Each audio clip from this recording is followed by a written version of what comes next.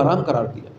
یہ جسم اللہ کی امانت ہے، یہ روح اللہ کی امانت ہے، یہ جسم اور روح اللہ نے تجھے امانت دی ہے۔ امانت کا تقاضا یہ ہے کہ تو امانت کو اس آدمی کے پاس اسی طرح واپس لے کر جائے جیسا تجھے اس نے دی ہے۔ انسان ایک کمال اس کا روحانی ہے اور ایک اس کا بدنی ہے۔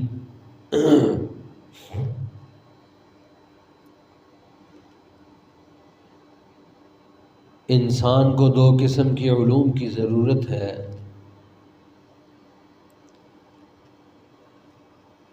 ایک علم الادیان اور دوسرا علم الابدان۔ دین کا علم اور بدن کا علم۔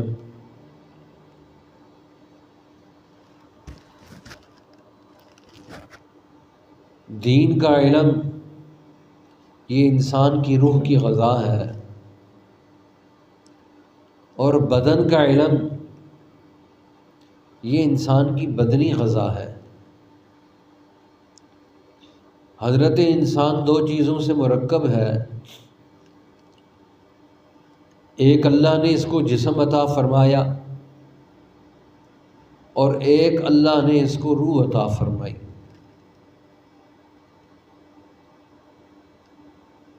جسم یہ بھی اللہ کی عنایت، روح بھی اللہ کی عنایت۔ گویا جسم اور روح یہ دونوں اللہ کی بہت بڑی عنایات ہیں، اور انسان کو کہا نہ تم اپنے جسم کا مالک ہے نہ تو اپنی روح کا مالک ہے، تیرے جسم کو پیدا کرنے والا بھی اللہ، تیری روح کو پیدا کرنے والا بھی اللہ،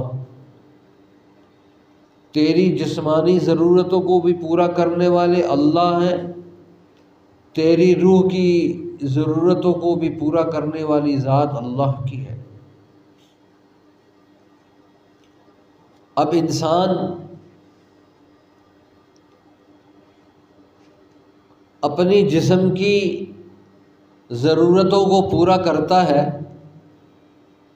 اس کو غذا دیتا ہے، یہ بھی اللہ کا حکم ہے کہ ایک آدمی جب بیمار ہوتا ہے تو وہ معالج کے پاس جاتا ہے، میرے بدن کو یہ بیماری لگ گئی،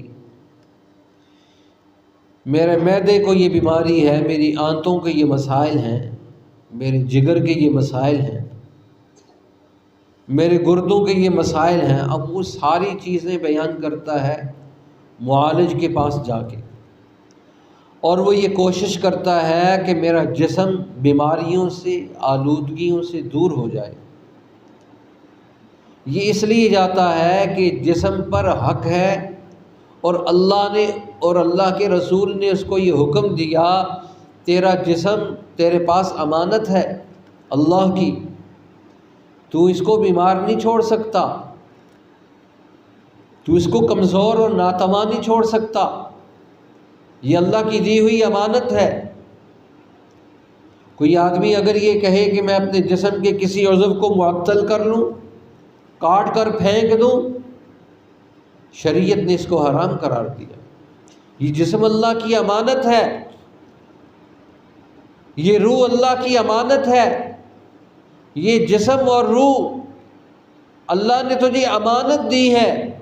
امانت کا تقاضا یہ ہے کہ تو امانت کو اس آدمی کے پاس اسی طرح واپس لے کر جائے جیسا تجھے اس نے دی ہے۔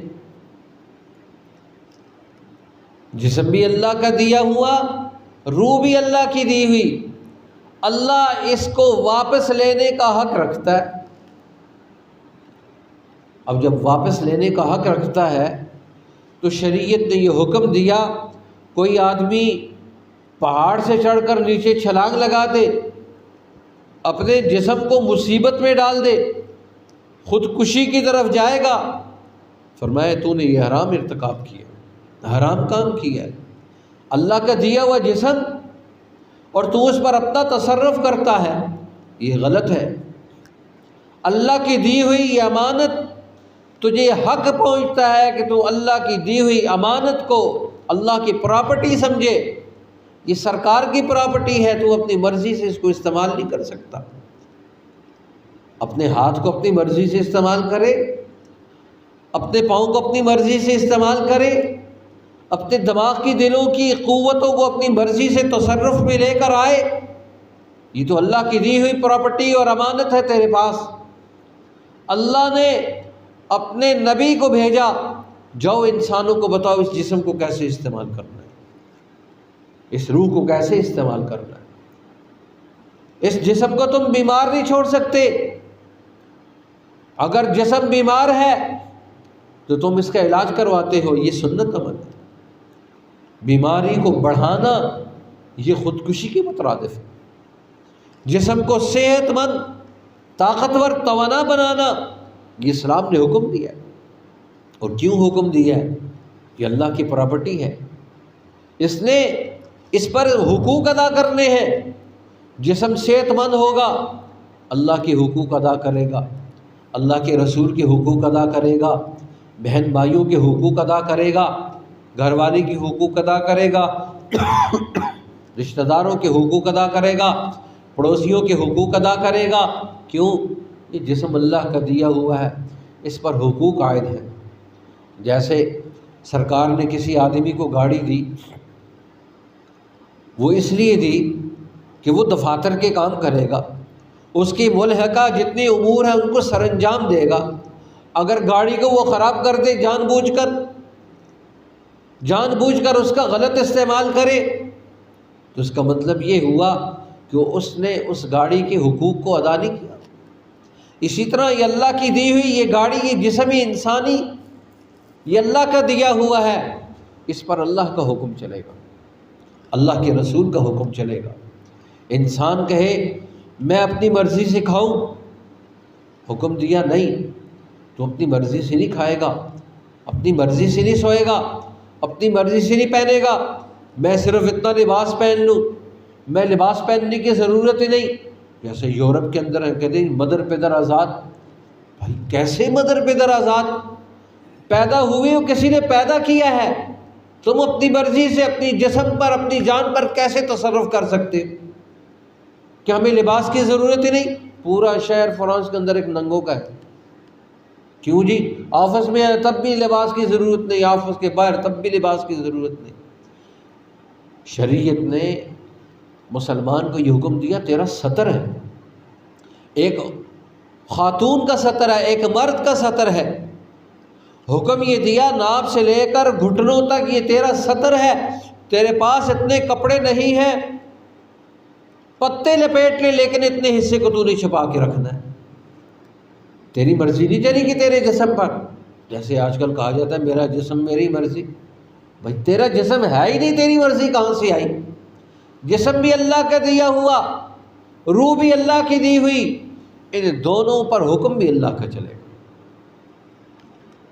کوئی آدمی یہ کہے میں اپنی مرضی سے اپنے جسم کو استعمال کروں گا، فرمایا نہیں، تم اپنی جسم کو اپنی مرضی سے نہیں، اللہ کے حکم کے مطابق استعمال کرو گے۔ تمہارا مال اللہ کا دیا ہوا ہے، تم اپنے مال کو اللہ کے حکم کے مطابق تصرف کرو، اپنی خواہش پر نہیں کرو گے، اپنی خواہش پر نہیں کرو گے۔ اس لیے قیامت کے دن ایک سوال ہی ہوگا، من مالہ من این اکتسبہ وفیما انفقہ، تو نے مال کہاں سے کمایا، کہاں خرچ کیا؟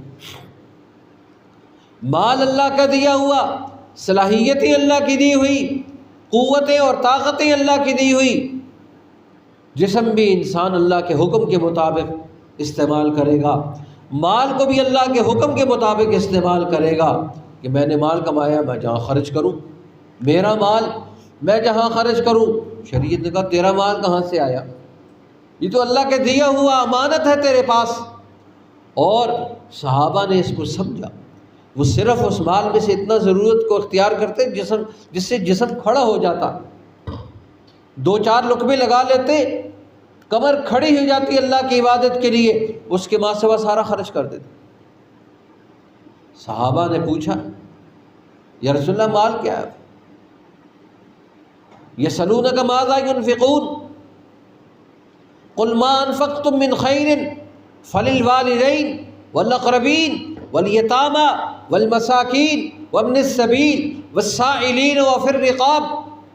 کتنے حقوق ادا کیے؟ 12 قسم کے مال کے حقوق ادا کر دیے. تو اپنی مرضی سے مال نہیں خرچ کر سکتا، تیرے مال پر تو 20 لوگوں کے حقوق ہیں. امام اعظم ابو حنیفہ رحمۃ اللہ علیہ انٹرنیشنل لیول کا کپڑے کا کاروبار کرتے تھے. کوفہ کے ہر غریب، ہر بیوہ، ہر یتیم، ہر محتاج، ہر مسکین کا ان کے پاس پورا ناپ تھا. اس گھر میں کتنے غریب ہیں، اس محلے میں کتنے لوگ ہیں، پورے کوفہ کا، پورے علاقے میں ہر آدمی کے گھر میں عید سے پہلے جڑا ایک لباس جو مکمل لباس ہوتا، اسٹیچ ہوا لباس اس گھر کے اندر پہنچ جاتا. حقوق تھے. وہ سمجھتے تھے مال اللہ کا دیا ہوا ہے، اللہ کی مخلوق پہ خرچ کرنا ہے. اللہ کا دیا ہوا مال اللہ کی مخلوق پہ خرچ کا ہوگا. اور پھر یہاں تک کہ اس کا اہتمام تھا. 500 علماء آپ کی کمیٹی کے اندر تھے. جو آپ فقہ حنفی ہے اس میں امام ظفر ہیں، امام محمد ہیں، امام ابو یوسف ہیں. یہ عالی دماغ ہیں. یہ امت کے وہ دماغی کریم ہے کہ اگر آئنسٹائن جیسے 20 لوگ ایک طرف ہوں، امام محمد کے دماغ کو نہیں پہنچ سکتے، امام ابو یوسف کے دماغ کو نہیں پہنچ سکتے، امام ظفر کی دماغی صلاحیتوں کی وہ عشر عشیر کو نہیں پہنچ سکتے. یہ سارے لوگ تھے جنہوں نے فقہ حنفی کے لیے اپنے آپ کو وقف کر دی. اور قربان جائے امام صاحب پر 500 اولیاء اللہ، عالی دماغ، ایسا لیول، ان کے آئی کیو لیول کی مثال ہی نہیں دی جا سکتی. اب آپ دیکھیں امام بخاری کا استاد ہو، امام مسلم کا استاد ہو، وہ اس کمیٹی کا ممبر ہو، کتنا عالی دماغ ہے، کتنا ذہن ہے اس کا، کتنی صلاحیتیں ہیں اس کی. امام صاحب کی مجلس کا رکن رکین ہے اور امام صاحب اپنی جیب سے اس کو تنخواہ دیتے. فقہ کے مسائل پر گفتگو، حج، عمرے اور قربانی کے مسائل پر گفتگو ہے. یہ آج ہم جتنے مسائل پڑھتے ہیں کہ ہم نے قربانی کا جانور لینا ہے تو ہم اس میں یہ حال دیکھیں گے کہ وہ لنگڑا تو نہیں ہے، وہ کانا تو نہیں ہے، وہ اتنا دبلا اور کمزور تو نہیں ہے کہ ہم اس کو لے کر آئیں اور وہ کانپ رہا ہو، وہ ایسا مریض اور لاغر تو نہیں ہے جس کے کھانے سے جس میں انسانی نقصان میں آ جائے. اب اس کی شرعی اصطلاحات کو فقہاء نے مدون کیا. میں اس میں پڑھ رہا تھا، قاضی قتادہ صاحب وہ فتاویٰ دارالعلوم دیوبند پڑھ رہے تھے، میں حیران ہوا. اور یہ اللہ کی ان عقل پر، فقہاء اور مفتیان کے ان بصیرت پر، وہ کہہ رہے تھے ایک مینڈک ہے، ایک دریائی مینڈک ہے، ایک صحرائی مینڈک ہے، دونوں کا کیا فرق ہے؟ میں حیران رہ گیا. کہنے لگے ایک مینڈک وہ ہے جس کے پاؤں کے اندر فرق ہے، ایک وہ ہے جس کے پاؤں جو ہے نا جی بطخ کی طرح ہے، درمیان میں چھیل نہیں ہے. اب بطخ کی طرح جس کے پاؤں ہیں اس کا شرعی حکم کچھ اور ہے، وہ اگر کنویں میں گر جائے اس کا حکم کچھ اور ہے، اگر دریائے گر جائے اس کا حکم کچھ اور ہے. اور علت کیا لکھی، اللہ اکبر. میں حیران رہ گیا مفتیان پر. گویا وہ علم طب کے محور اور مرکز بھی تھے. کہنے لگے ایک کے اندر سیلان الدم ہے اور دوسرے کی قلبی کیفیت کچھ اور ہے، اس کے خون کا سرکل کچھ اور ہے، اس کے خون کا سرکل کچھ اور ہے. ایک کے گرنے سے ناپاک نہیں ہوتا، دوسرے کے گرنے سے ناپاک ہو جاتی ہے. اب آپ دیکھیں کتنا عالی دماغ کہ ان لوگوں نے آخر اس دریا کے اندر سے اس کو پکڑ کر دیکھا، صحرا والے کو پکڑ کر دیکھا، دونوں کے فرق کو بین ممیاز کیا، پھر اس کے اندر کی جتنی طبی کیفیات تھی، جتنی میڈیکل اصول اور قانون تھے ان کے مدون کیا، کس میں سیال خون ہے کس میں نہیں ہے، کس میں بہتا خون ہے کس میں کیا کیفیت ہے. اب آپ دیکھیں اتنی باریکی کے ساتھ انہوں نے ان چیزوں کا مطالعہ کیا. مطالعہ کرنے کے بعد یہ فقہ مدون ہوئی. یہ ایسے فقہ مدون نہیں ہوئی. فقہ حنفی ہے، فقہ مالکی ہے، فقہ شافعی ہے، فقہ حنبلی ہے.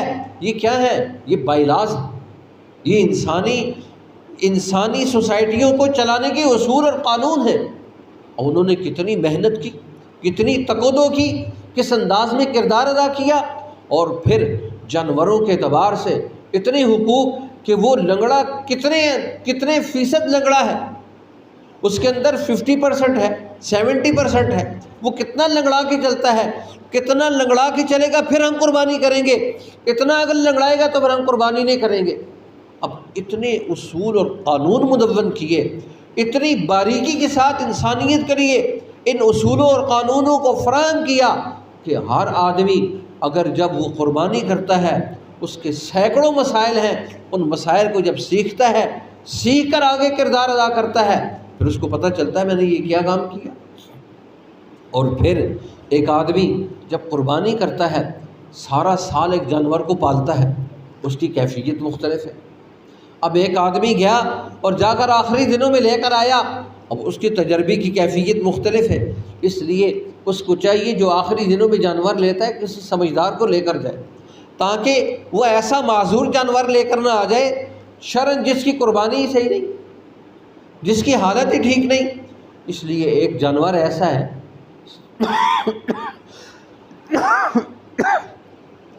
جس کا سینگ اکھڑا ہوا ہے، اب جانور آپس میں لڑے، ایک کا سینگ دوسرے میں پھنسا، اکھڑ گیا، اب جب اکھڑ گیا آپ قربانی نہیں کر سکتے۔ اب پھر کتنے فیصد اس کا سینگ موجود ہو، فقہا نے پھر حکم لگایا کہ اب آپ اس کو قربانی اس انداز میں کریں گے۔ گویا قربانی کے اصول اور قانون کو سیکھنا، ہر عمل کو سیکھنا، سیکھ کر پھر اس کو قائم کرنا۔ آج ہم 3 لاکھ کا جانور تو لے کر آ جاتے ہیں، لیکن اس سے پہلے اس کے مسائل کو نہیں سیکھتے، پھر قربانی کرنا، پھر قربانی کے مسائل کو سیکھنا، پھر قربانی کو جو ہے نا یہ اللہ کے رسول صلی اللہ علیہ وسلم نے قربانیوں کو کیسے کیا، پھر ان چیزوں کو سیکھنا تاکہ ہم چیزوں کو سیکھ کر آگے جائیں۔